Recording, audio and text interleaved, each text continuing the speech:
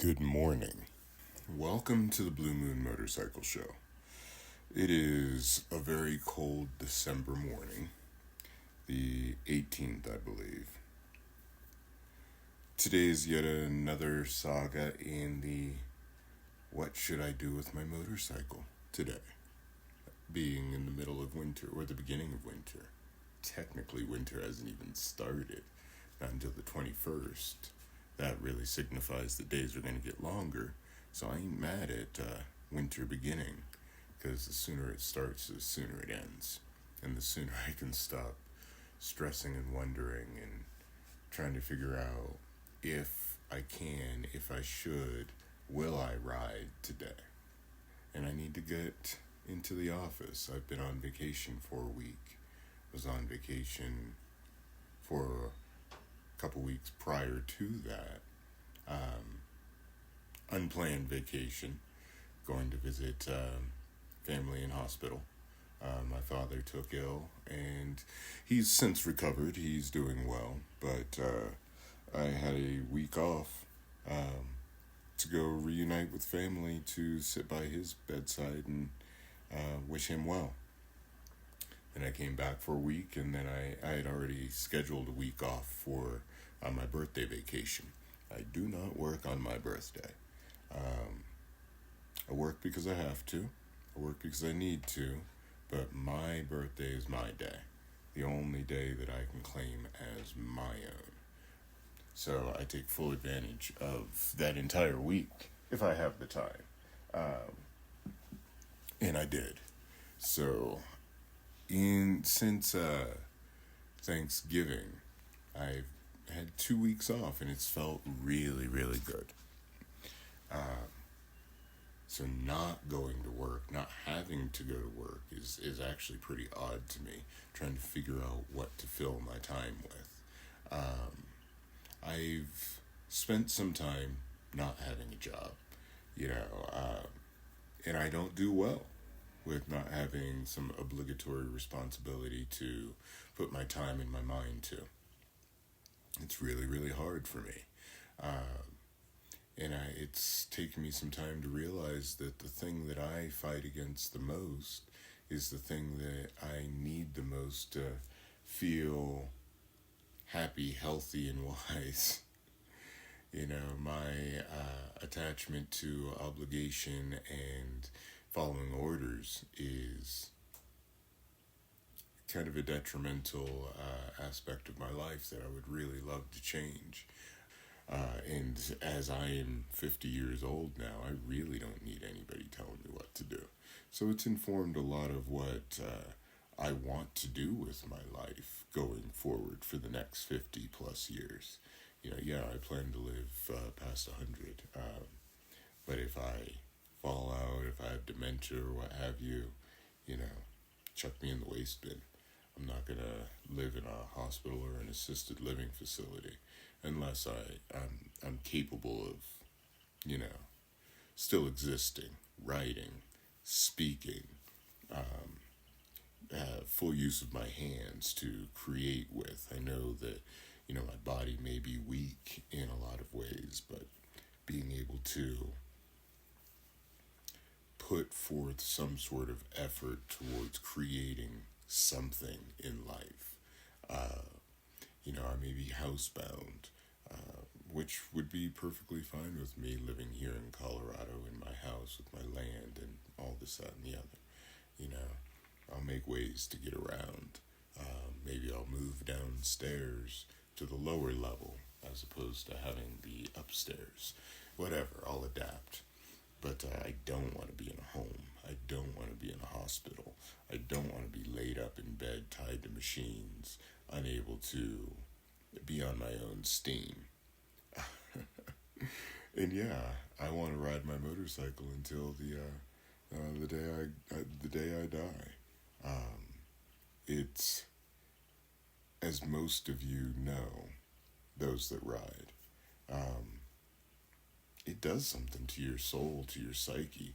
It's healing in a lot of ways. It's teaching and telling in a lot of ways. And even when it's in the 30s, like it will be all week, and I suit up and get out, it still gives me some sort of feeling of correctness and repair. I just feel good when I ride. There's no better stress reliever going to and coming home from work on a motorcycle. By the time I get there, whatever irritations or what have you I was carrying with me are subdued. I'm not going to say they're gone, but they're definitely subdued. And when I pop off after work, there's no better way to blow out those cobwebs and reduce that stress before I come home and take it out on the loved ones here. I come home grinning, happy, just feeling great, totally forgetting any customer or what have you that's gotten on my nerves that day. In fact, it gets to the point of being a little frustrating because there's not enough road. I don't live far enough away that I can get a good, satisfying ride in on the way home. So I take the long way around. I go far out of my way just so that I can, feel the road under my wheels. It's really hard to describe what that feeling is. To me, it's kind of the feeling of control that you regain. You're riding a motorcycle, you're doing what people say you can't do. You're surviving when the fearful rhetoric out there is that you're fixing to die. It's, yeah, maybe that's it. It's the haha, I won, when everybody's telling you you're gonna lose. I don't know. I do know that you regain control of yourself when you're on your motorcycle. You have to. You have to regain control of yourself. There's no way to ride a motorcycle safely without dying, without grasping some control of you. That's why I tell people to ride your own ride. People are going to always want to ride with you. Hey man, let's go for a ride. Some people won't ride alone. I find a lot of benefit in riding alone. I do ride alone often. I'm watching one of my ride videos, and I noticed something. Somebody passed me when I was riding, and usually I stay ahead of the pack because I feel it's safer that way. Unless somebody's being unless somebody's being an asshole and they want the lead, have it. It's not my lead. You take it. You're driving. I'm riding. Get away from me. Is my rationale. So I'll slow down, make them pass me. But I wasn't doing that in this video. I was just riding, and all of a sudden I see this white SUV pass me. No worries. Let him have his road. I was wondering why he was passing me. Usually I'm going fast enough to stay ahead of the pack and keep them all in my rear view where I can control their movements. Yeah, it all comes back to that control. But my answer was given to me once I watched a few more seconds of the video and saw as we were going past the sun on my right side, I could see the shadows and my wife sitting on the back of the motorcycle. I didn't realize I had ever recorded a ride video with her on back. Usually any video that she's riding in, she's in the back recording. So it was interesting to see this angle with a shadow of her on the back of the motorcycle, which is also another nod to how much we do ride together. She has her own now, and we haven't really ridden together since for a while. It just hasn't worked out. There's no aversion or what have you. I've tried to get her out on the motorcycle, but she works from home as well, and she's busy. So there's a lot of busyness in the head, which is another nod to the stress-relieving ability of riding a motorcycle. I got to get out of my head. And when you ride, you have to get out of your head, because if you stay in your head, you'll die. You'll hit something, target fixation, whatever. So you got to get out of your head to get on your motorcycle. And it's therapy. It really is. It's sitting down with your therapist and doing that deep dive into your demons and figuring out what makes you tick and what makes you happy. Your motorcycle, your horse, when you get out on things like that, you learn something about yourself taught by that quiet ride. Your motorcycle doesn't talk back. I mean, it talks. Motherfucker talks loud. But you know what I mean. It doesn't say a word. Horses don't say words, but through their actions, through you mentally tapping into what's going on under your saddle, you learn some things. So, my original conundrum that I entered into this conversation with: what do I do with my motorcycle in the middle of winter? It's really not. It's not a bad ride, don't get me wrong. I live in Colorado. The sun shines here, let's say 300 out of 365 days of the year. We have a lot of sun. We have a lot of blue sky. If you watch any of my ride videos, you just see big, bright blue sky, no skyscrapers, no buildings. It's just all blue sky, even when there's snow on the ground. So there's generally good riding days. There will be months where I don't or can't ride, because once winter sets in, and it really sets in for us, I'd say mid-January through April. March is still pretty winterous here for us. I will definitely see snow in March often. So winter really sets in for us. Once springtime sets in for everyone else, we live in that kind of area where I can pontificate and lament about winter and try to figure out what to do. But soon enough, I won't be able to do anything motorcycle-wise on the road. Because once it starts to snow out here, and it stays cold enough where that snow's not melting, yeah, I'm going to be deadlocked in with snow, to the point that I can't get out of my drive with my motorcycle.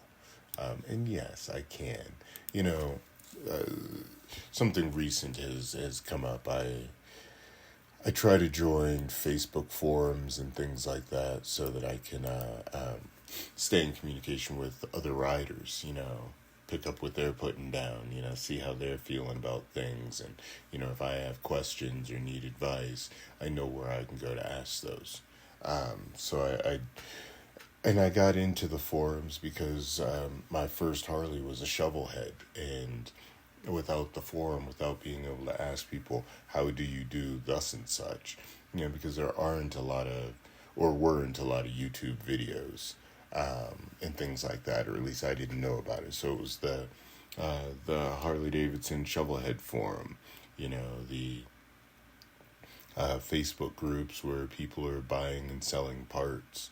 I've bought so many parts off of Facebook to keep my shovel head on the road. So there's a wealth of knowledge out there, or at least there used to be, with these motorcycles that require a maintenance manual, certain set of tools, and some knowledge. That knowledge base is out there with everyone else on the road. But as Harleys continued to change, when you got away from the shovel head and into the Evo and the Dyna and all of that, the Shade Tree Mechanic started to fade away.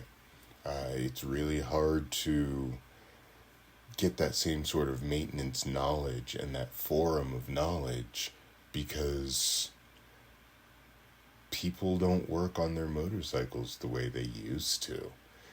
They're not able to work on their motorcycles the way we used to. You know, people aren't rocking shovel heads, pan heads, knuckleheads, with points and, doing all of the basic maintenance.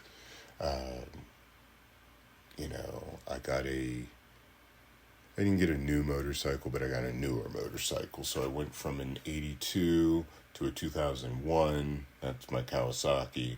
And then I got a 2012 Street Glide. So my reintroduction into Harleys is a newer motorcycle.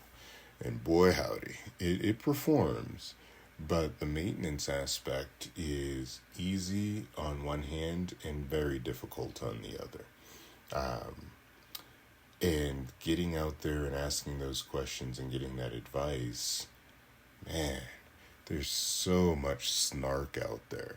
So many people with just negative attitudes, talking to other riders, talking some bullshit to some other riders and saying stuff that would get you cut, get you smacked in the face in a heartbeat. And these keyboard warriors feel totally entitled to just say what they want to say to these writers asking valid questions. When your valid question is met with negativity and opposition, that's where people start getting hurt. Hopefully it's just their feelings, but generally, somebody's going to be waiting on you with a tire iron to teach you the right way to speak. So I see a lot of that bullshit happening in the current forums, and I actually dipped out of one of the forums just the other day because I couldn't. It was a new motorcycle riders forum on Facebook, and the amount of snark that these riders were giving new motorcycle riders was enough to just have me step out, because I don't suffer bullies well. I am that guy. You see those movie clips where, the kid's getting bullied and that one kid's like looking like, nah, this ain't happening. Goes and stands up for the little guy. Yeah, that's me all day. Bring it. But so I had to step out of the forum because I was about to start saying stuff to people that I don't need to enter into those arguments anymore. It's tired and old. So, back to my original conundrum. What am I going to do? I've got so much maintenance that needs to be done on this 2012. I mean, third gear isn't meshing well. It could be the dogs. The shift fork is fine because it shifts all the way through, but third gear isn't engaging. So I got to get into that. It seems like, I don't know, this motorcycle just needs a lot of love. I believe my neck bearings need maintenance now. For whatever reason, my handlebars were loose. It's a street glide, so it has a fairing, which adds levels of difficulty to maintaining the motorcycle, doing the normal things that you do when you first get your motorcycle and setting it up for yourself. I mean, a new seat, that's no big deal. In fact, the seat's not bad. I'll probably keep the stock seat because seats are expensive. But and I want to spend money on other stuff, other maintenance parts. But that front fairing creates a lot of difficulty in what you're going to do, because you have to remove so many parts just to get to the integral parts that you need. So my neck bearings, that's my current cause of alarm. And if it is indeed my neck bearings, that's a total fairing removal in order to get to top tree, the neck bearing, the triple tree, everything. So removing that fairing, yeah, I don't want to get into that. And just for clarity, I'm at least 3 to 4 hours away from the nearest Harley shop. There is a dude about an hour away that does maintenance on Harleys, but he's not taking any new jobs until March. Once again, our winter is long. Starting, mid-November, I'd say, all the way through the middle to almost the end of April sometimes. We went out on a group ride April 16th last year, and it was cold. It was cold. Everybody was showing up, kickstands up at 10, and there was a lot of leather, a lot of balaclavas, gloves, winter gloves, heated, this, that, and the other.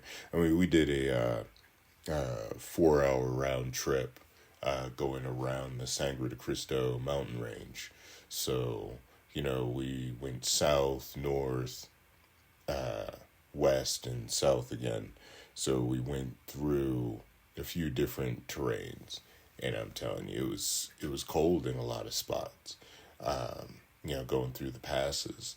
These passes weren't super high. They weren't like 10 to 12,000 feet. We were probably closer to 8 or 9,000. They were the lower passes, the easier ones, the ones that don't usually close due to weather or what have you.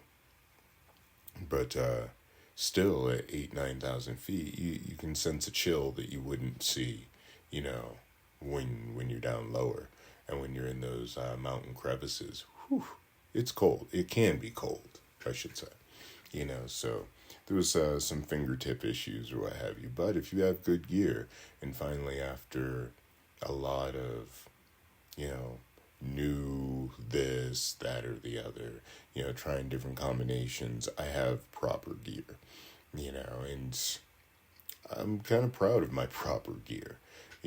Good boots, good socks, good, long johns, I even have a pair of insulated jeans, and that's just the lower half, good, thermal undershirt, flannel shirt, long sleeve shirt, and a good leather jacket and good gloves. That you just need to hold your body heat in, and have ways of venting excess body heat so you're not sweating and overheated, and I finally have a good full face helmet. Because this cold is no joke, and you really don't want to let the cold seep in and sap your strength, because you need it for the return journey.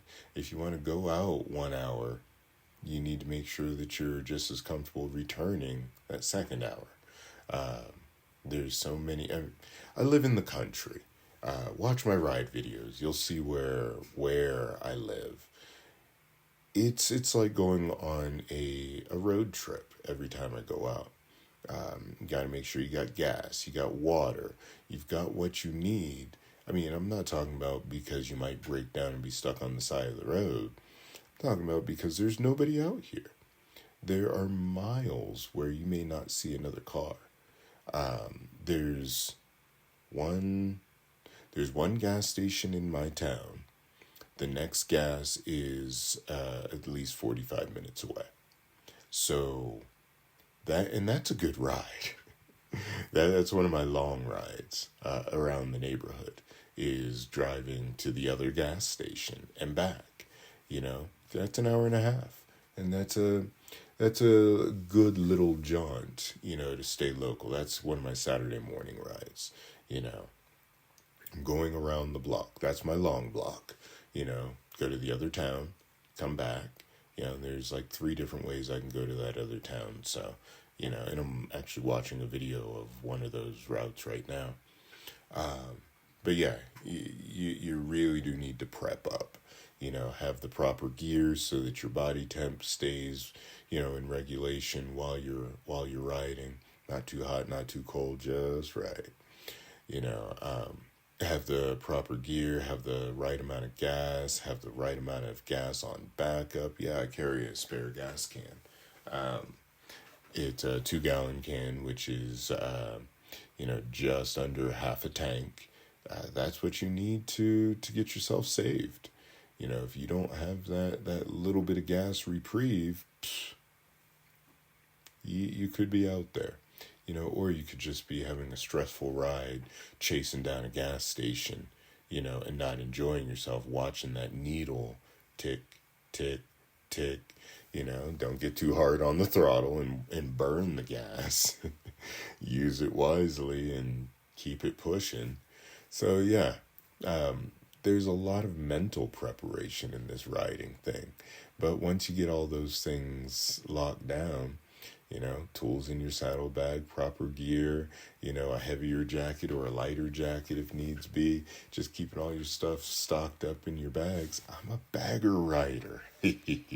I like baggers because you can carry all the stuff you need, and you can have a sound system if you want. And I want to talk to more riders that just enjoy the silence, because I can't get down like that. I need to have something. Although I did get new pipes put on my bike over, while I was off work, and they're kind of beautiful to listen to. They really are.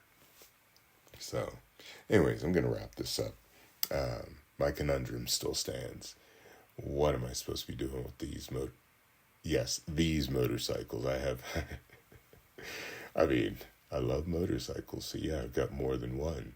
And they need maintenance. But it's cold out there, and I don't want to. And if I am going to go out there and bear with the cold, I want to be, twisting the throttle and feeling the road. So I'm trying to figure out, and maybe y'all can help me. What am I supposed to be doing? How do I inspire myself to do motorcycle things that aren't including riding my motorcycle? I need to get this maintenance done. My next episode, I'll talk to you more about what needs to be done on my motorcycles, not just my street glide with the few issues that I mentioned, but, I'll go into detail.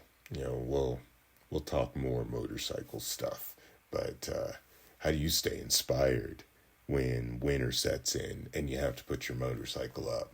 Or how do you stay inspired to do the maintenance when you don't have to put your motorcycle up? Like I said, it's in the 30s and I still plan on riding. So when you don't have snow keeping you locked in the house, when you don't put your motorcycle up or have to, or even when you do need to, how do you stay inspired to do the work that needs doing? The oil changes, the parts replacements, the getting that loose wire that's been hanging out of that side cover. How do you keep yourself inspired to do the stuff that you would much rather pay somebody else to do?